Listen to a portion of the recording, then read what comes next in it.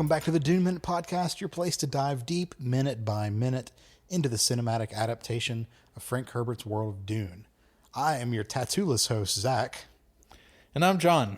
The tattooed host. We talked about it earlier in the week. You but feeling all right, buddy? Yeah, no, I'm fine. We talked about it earlier in the week. I got a bunch of color work done on a piece I had done a few weeks ago.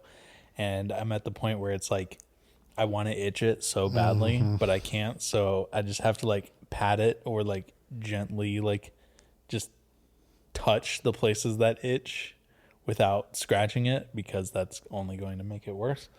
Is it similar to like a sunburn? Yes. So to explain to someone who's not tattooed, it's like when you get a sunburn and then like, have you ever had a sunburn that's so bad that it peels? Well, most all of them peel. Like, you're talking about blistering? Not blistering, but like you can definitely just like peel off like a full like section of skin. Oh, yeah. Don't they always do that? Normally they're just like little flakes or whatever. Oh, okay. Well, I burn like a motherfucker. Yeah. So all of mine peel like that. Yeah. That's the best way to describe what it's like, is Gotcha. like a really bad sunburn. Oof, because where I got mine done was mostly up on my shoulder and like the top of my arm, finished out a sleeve. Yeah. But it's like right where my shirt is, so like it irritates the fuck out of it. Well, dude, if I have my sleeve down. Time to fucking bust out the tank tops again, dude. The one tank top that I have. Hell yeah. Get it out. I wore it yesterday when I was getting my tattoo done, so it's dirty. Sun's out, guns out, dude. No. No, I'm good. Well, I hope that heals up quickly for you. Oh, it'll be fine after like a day or two. It's just like... It's tender right now. Yeah. Okay. Well, maybe talking about some Dune will help. Maybe. We'll see. Better than trying nothing, I guess. So we are here back. It's Friday, by the way. It is Friday, yeah. Happy Friday. We made it through the week. We are talking about minute 34 through 35 of Dune Part 2. Mm-hmm. And we're picking right back up with Chawl out in the desert, talking about some wind traps. Well, excuse me. Chani's talking about wind traps. Paul's is just lost. Yeah, smitten, just staring into her eyes. And... She's like, what? Yeah, last minute ended with Chani saying, what? And this minute's with Chani saying, it begins with Chani saying, stop looking at me like that, in a very coy and playful way. Yeah, like she knows what's up. Oh, they're flirting, man. Flirting hardcore. Yeah. So she smiles at him as she continues to work on the wind trap and just showing him how it works, because as she said last time, if you want to stick with us, you're going to have to learn our ways, is effectively what she said. So we don't stick with these two lovebirds too much, though, because we cut right back to the siege, where we see a different form of two lovebirds. That's a weird way of saying it. Well, it's a way of saying it. It is a way. Certainly a way. One could say that. All right. So Jessica is walking through the siege with her hands around her belly, and she's just, mumbling, seemingly to herself. Whispering to herself like an insane person. Yeah. Whereas last minute was full of like happy and just elevating music. This minute is full of really ominous music. Or it turns ominous when we get to Jessica. Ominous music and ominous looks, and it's just... Yeah. The first words that we really get to hear Jessica say is, "You're right." And she's around no one at this point. There's no one with her. Yeah, she's just walking in an empty siege hallway, which I thought was surprising how empty Siege Tabor was. Yeah. Well, it's not terribly empty. We see some folks here in just 1 second, but this whole ass hallway is completely empty. I think people are avoiding her. Maybe. But she says, "You're right." And she's talking to baby Aaliyah in her stomach. In her womb. Yep. And that's We're just I understand. We're just and Jay right now. Yeah. Well, okay. So I know that talking to your baby before they're born is a completely normal thing. Talking to the baby. Having a conversation Conversing with the baby is very different. Different story altogether. Yes. Now, part of the reason why I think that there's been a little bit of a time jump, we were talking about this at the start of yesterday's episode with like how much time had Paul been out in the desert and everything. Jessica is notably more pregnant than she was before. She definitely has a bit of a bump going on. She's not like gonna explode pregnant, but she's definitely got like a little bit of a bump.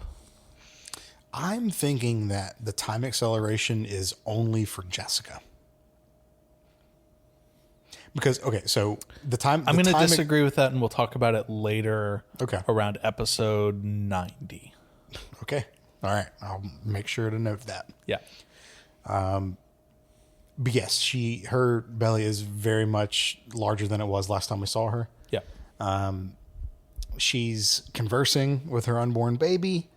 And totally normal thing to do. Yep. And we get to hear, if we want to protect your brother, we need all the Fremen to believe in the prophecy. And as we hear this, we see a group of Fremen kind of off in the distance, kind of like it's more of like a mother and just a bunch of children. Yeah, and they're like down a offshoot of this main hallway, tucked away in an alcove. Yep. And they're looking at her terrified. Yeah, well, they notice her, and they were like talking, being normal before that, and they notice her, and they clam up, and yeah, they get super, super nervous as soon as she gets there. And so Jessica does everything she can to really just alleviate themselves of their fears here.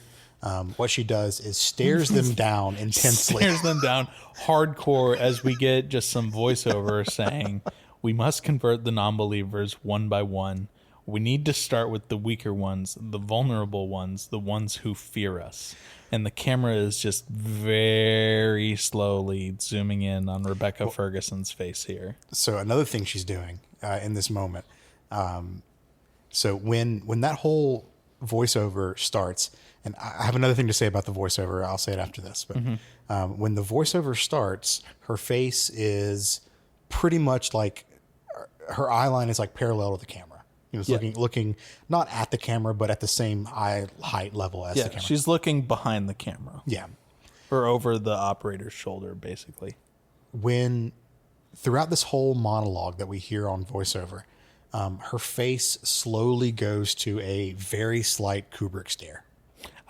Yep. I was in my notes, I was just like, this, if I had no context for the movie or anything like that, I would say that this was either from Kubrick or just heavily Kubrick inspired. Yeah. It is one of the most surefire ways to make your character look menacing. You light them from slightly above, and when they tilt the head down while keeping the eyes looking forward. It puts a little bit of shadow on the eyes, and it makes them look so fucking intense. It activates just enough of that lizard part of your brain. Yeah. Where you start to enter Uncanny Valley a little bit. Yeah. I don't know if I'd call it Uncanny Valley, but it's just disconcerting. It's like definitely still human. Yeah. Like definitely human, but like you can tell from the appearance that like something is not right, and I should be prepared to like defend myself. Well, that's really the area that I would go in. It is an aggressive stance. It is a menacing stance. It is a I want to hurt you kind of look. Yeah. So while she looks relatively normal at the start of this, by the end of it, and if you just like hop back and forth between the two of those, it's super noticeable. Her chin moves down towards her chest, and her eyes stay staring at the group that she's looking at, and they get super intense. She is just menacing. I'm going to say it again. Yeah. Just super menacing. So last thing I'll say about this voiceover, and I know you're going to disagree with me, and that's fine, but what do you think about this voiceover being Aaliyah? Read the words again. I know you have them written down.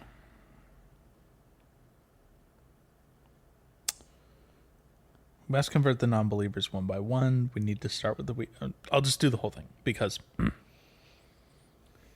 he's training with the Fremen. He will be back soon. Don't worry. You're right. If we want to protect your brother, we need all the Fremen to believe in the prophecy. Now, that is clearly Jessica saying that. We must convert the non-believers one by one. We need to start with the weaker ones, the vulnerable ones, the ones who fear it. Yeah, I mean, that, like, knowing what we know about Alia later on in Messiah and in Children, and how she gets the way she does. Like, obviously, her behavior is accelerated by her being overtaken by Vladimir Harkonnen. Yeah, spoilers. Yeah. But just because she's not overtaken now doesn't mean she's not also fully an abomination at this point. And, like, to say that she's mentally stable is wrong. Yeah, so, she comes into this world with a level of intensity that matches those words. So I was like, this sounds like Aaliyah. I can get in there with that theory. Yeah. Is it? Probably not. Probably not. I think it's almost certainly Jessica looking at Bene Gesserit things and saying, let's really crank up this Missionaria Protectiva stuff. But okay.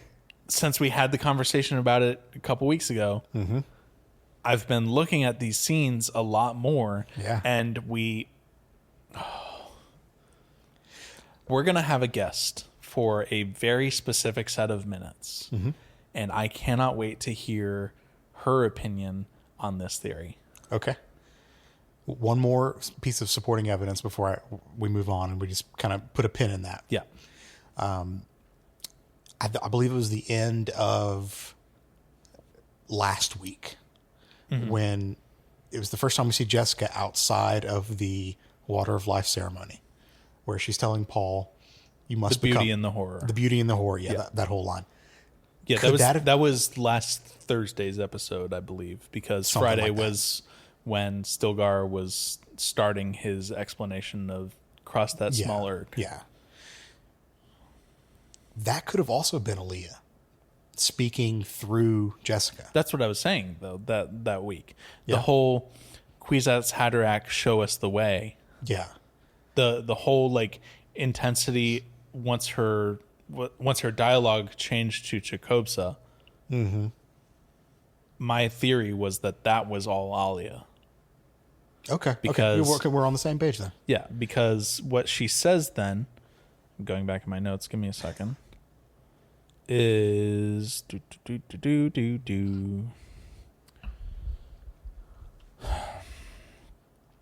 Paul. So this is after Paul's like, "How are you doing?" Jessica's like, "I'm fine." How's she doing? She's fine now. She was frightened. And we had the conversation about how in the book there's the interaction between Jessica and Ramallo, and then there's the third presence felt. Jessica tries to do like Bene Gesserit things. That doesn't work. Has to resort to being a mother, which, surprise, that helps with children.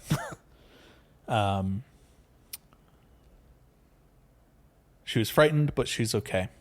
And then Jessica, almost in an afraid tone, says, "Paul, she talks to me.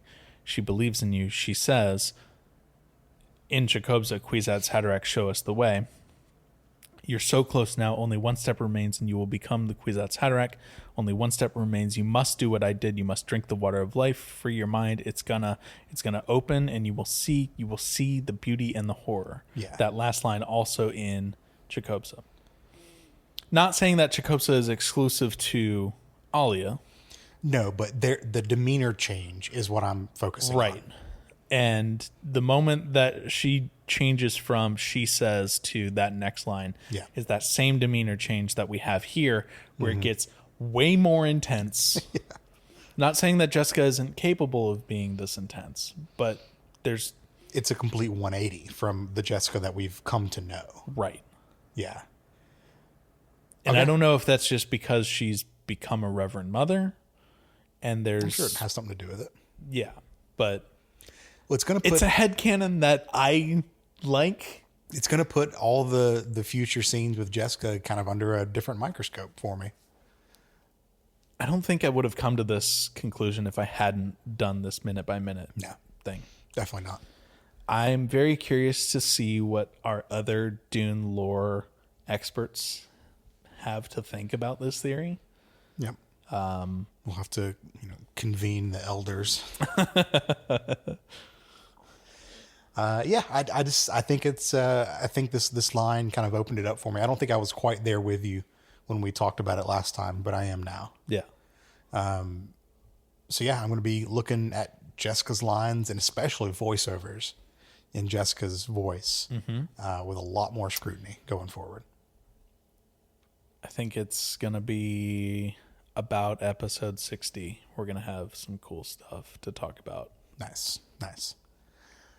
Well, let's, like I said, maybe later. I don't know. Well, let's put a pin in that and let's get on to the last little scene of this minute, which is great. A certainly not scary scene. Certainly not scary. There is no menacing woman staring us down.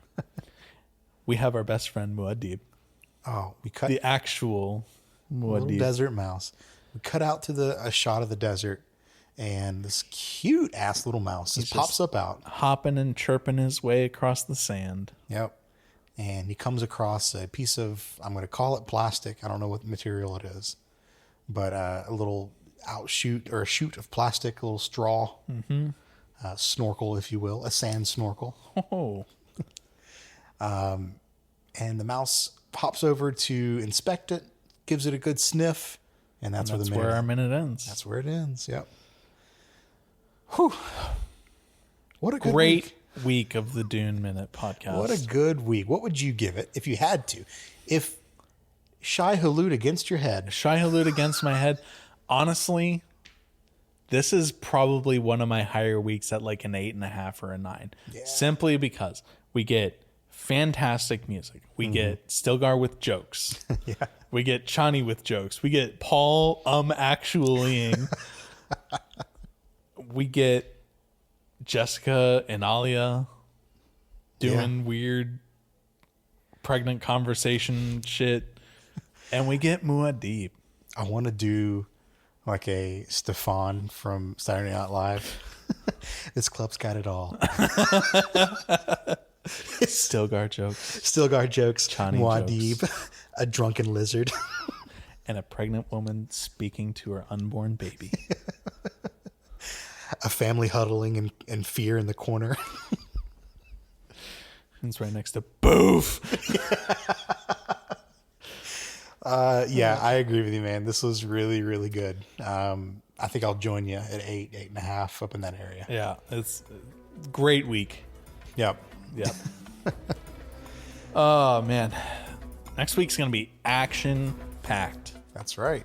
So make sure that you stick around for that and keep an eye out for when episodes come back on Monday. In the meantime, you can find us online over the weekend. On Blue Sky, we are at duneminute.com, and you can email duneminute@gmail.com if you'd like to get in touch with us that way. We'll be back next week. Have a good weekend. See ya.